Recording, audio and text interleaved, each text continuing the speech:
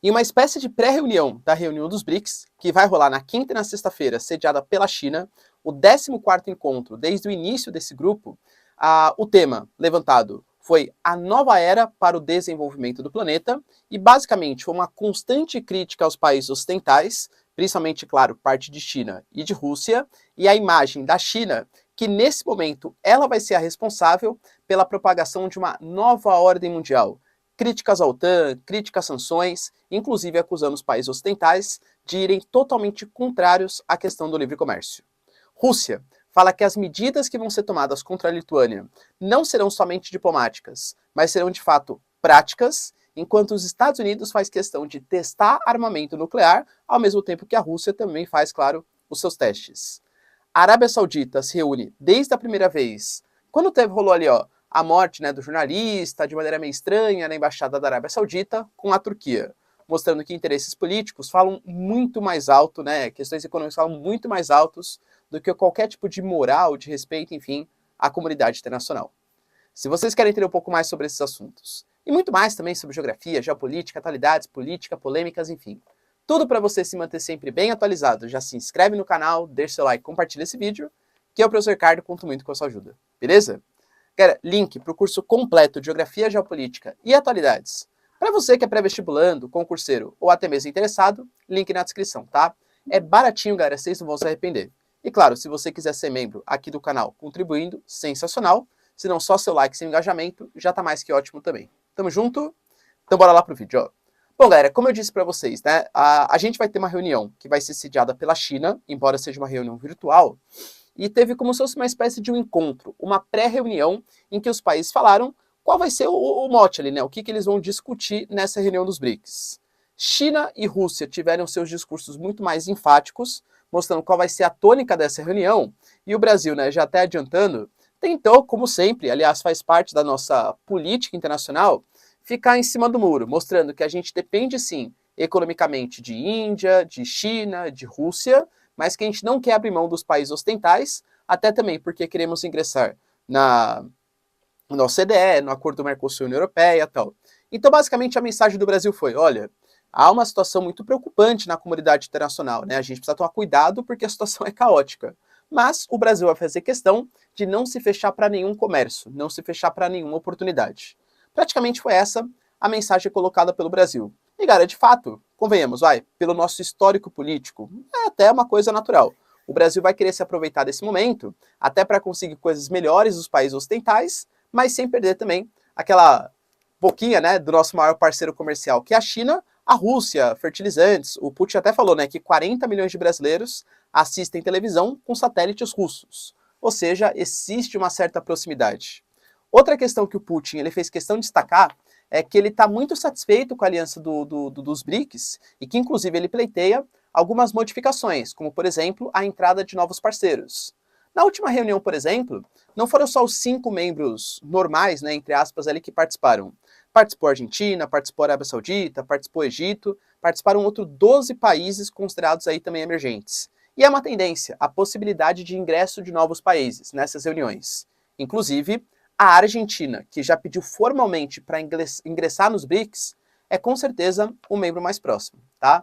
Outra marca bem importante.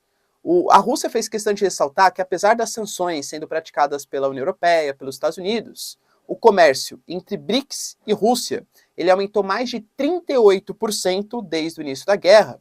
E se for pegar entre China e Índia, que foram os maiores potenciais de aumento, só na China, mais de 55% de aumento de importação, por exemplo, de petróleo.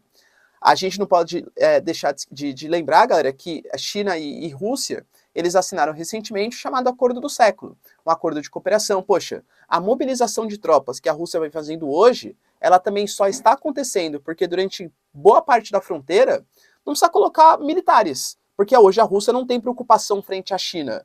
Então você desloca o poderio militar que a Rússia tem frente à China para, enfim, né, inclusive até Severodonetsk está sendo praticamente derrotado, segundo os próprios ucranianos. Severodonetsk, Lysychansk, Kramatorsk, acabou Lugansk, hein? Bem complicada a situação da Ucrânia nesse momento.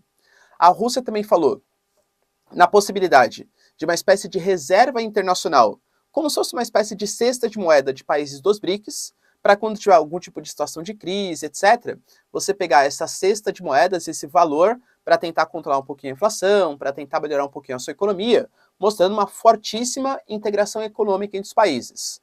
Lembrando, pelo menos até o momento, não existe a previsão de uma aliança militar. Eu, pelo menos, não acredito, pelo menos num curto prazo, em uma aliança militar, galera, convenhamos, com países tão diferentes, né? O Brasil, teoricamente, tão pacifista aí, com países como Índia, China, Rússia, que tem armamento nuclear, e algum tipo de acordo entre Índia e China, que, né, negócios à parte, são dois países que crescem, emergentes, tem uma interdependência de mercado, mas tem graves conflitos geopolíticos, principalmente na região do Nepal, né, da Caxemira, perdão, da fronteira entre Índia e China, tá bom? Ou seja, o Putin foi só elogios e bastante críticas também, né, aos países ocidentais. Quando a China se colocou a falar, lembrando que está sediando a reunião, o Xi Jinping ele fez questão de deixar bem claro que os países que estão pedindo por uma expansão da OTAN, algum tipo, né, de cutucadinha na Suécia, na Finlândia, na Ucrânia, não perceberam a nova realidade, a nova complexidade militar, principalmente, da nova ordem mundial e falaram, olha, se vocês ficarem dependendo exclusivamente do poderio militar de outros países, obviamente dos Estados Unidos, vocês vão acabar se dando mal. Vocês precisam investir no seu próprio exército, e isso foi mostrado pela questão do conflito. Ou seja, criticou bastante esse expansionismo da OTAN. E outra crítica bastante severa, e novamente, né, olha a complexidade da geopolítica atual. A China é socialista. É um socialismo de mercado, né, tudo tal, beleza, é socialista. A China, socialista, um Estado forte, tal, beleza, está criticando os países ocidentais pelas práticas anti-mercado, pelas práticas protecionistas, inclusive falando que as atitudes que os Estados Unidos e os países ocidentais vêm tendo nesse momento colabora demais com uma desglobalização do mundo. E, aliás, lançou ali, ó, eu, China, nesse momento, eu me coloco como uma responsável, até por isso o tema dessa reunião dos BRICS, né? A nova, olha isso, galera, eu falo para vocês, né? Esse momento, esse conflito, né, esse ataque, essa guerra na Ucrânia, é com certeza o principal acontecimento geopolítico desde 1989 ou 91, que marca o início da nova ordem mundial. A gente pode colocar também, né, o atentado às Torres Gêmeas, tal, como ponto bem significativo, mas esse momento, a bipolaridade está cada vez maior. Os países ocidentais, eles estão sendo vistos, principalmente pela Ásia, que é a região que mais cresce no mundo hoje e que está apoiando bastante a Rússia, como os responsáveis pela crise. A Rússia deixou bem claro, olha, se existe fome no mundo, se existe inflação, se existe aumento do preço dos combustíveis, a culpa é dos países ocidentais, que praticam práticas antimercados, extremamente imperialistas e não querem o fim da hegemonia.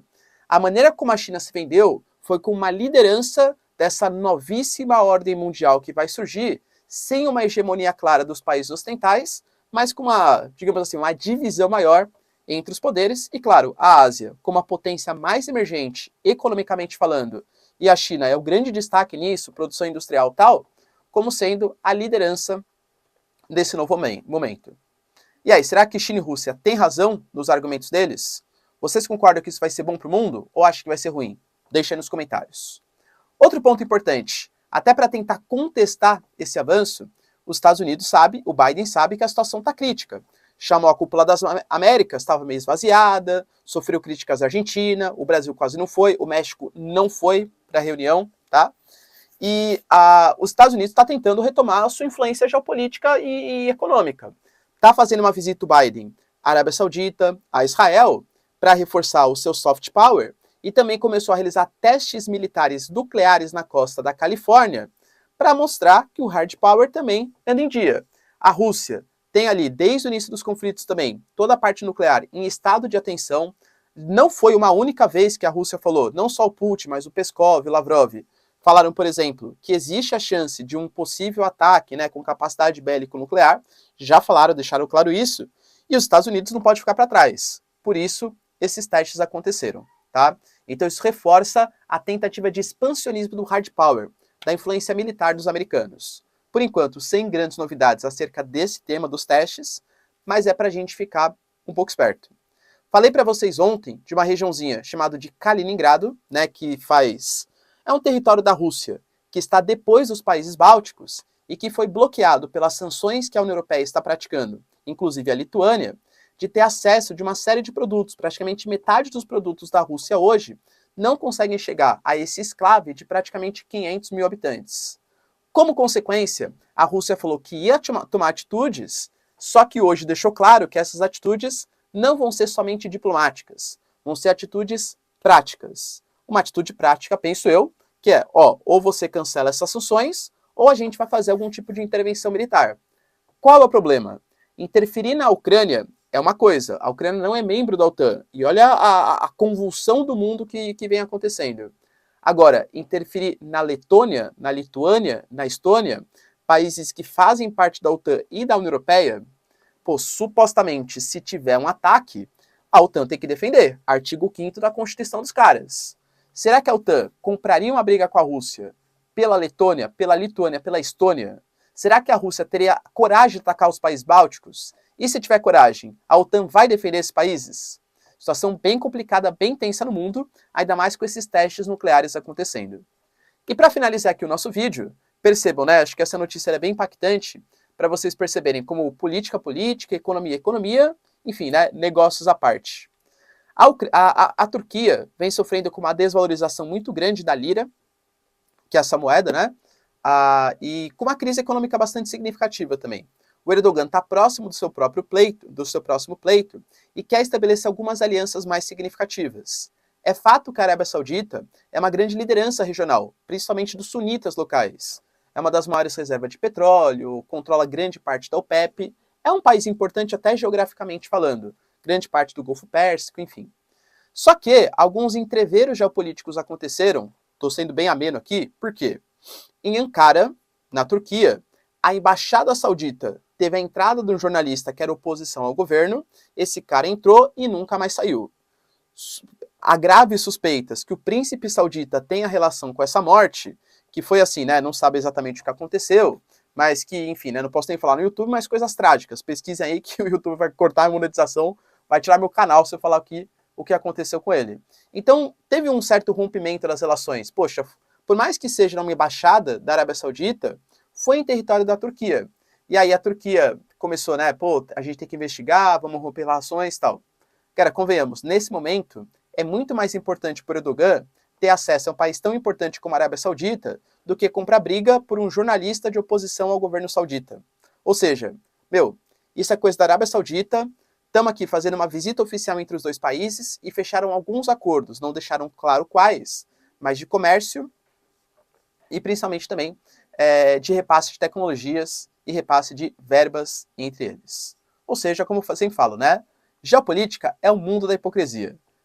Nações, Turquia e Arábia Saudita, por exemplo, elas não têm amizades, elas têm interesses e elas vão usar esses interesses até o último suspiro que eles puderem. Beleza, pessoal? Tamo junto? Então, se vocês curtiram o vídeo, já deixa seu like, se inscreve no canal. Tamo junto, beijos, abraços e tchau, tchau.